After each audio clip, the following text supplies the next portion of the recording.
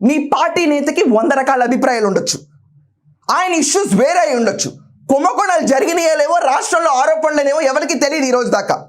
కానీ జనాలు చనిపోవటం వాస్తవం, ఇసుక మాఫియా జరగటం వాస్తవం, లిక్కర్కి డబ్బులు ఇచ్చి కట్టి ఆన్లైన్ పేమెంట్ లేకుండా తాగిన మాట వాస్తవం, గవర్నమెంటే షేర్ లిక్కర్ అమ్మింది, ఎక్కడ ప్రైవేటీకరణ అవ్వడం వాస్తవం. కానీ ఆ రోజు చంద్రబాబు నాయుడు గారు నుంచున్నంత వాల్యూ, ఒక్కడే నుంచిన వాల్యూ 11 మంది ఎమ్మెల్యేలకు లేదా. ఈరోజు మీ నేత ఒక్కటి చెప్తే పారిపోతారు మీరందరూ 10 మంది. మీకు బెనిఫిటింగ్ ఉండాలా, పీపుల్ బెనిఫిటింగ్ ఉండాలా? Are you peoples person are you are just an entity belonging to one single person? ఒక్కడి కోసం పనిచేస్తాం, ప్రజల కోసం పనిచేయమని.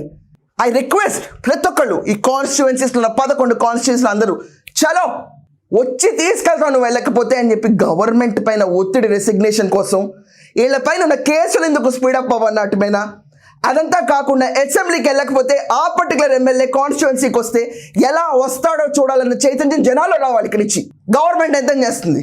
మనం ఎన్నుకున్న ప్రభుత్వాలు ఇవన్నీ, మనం వద్దనుకుంటే పోయే ప్రభుత్వాలు.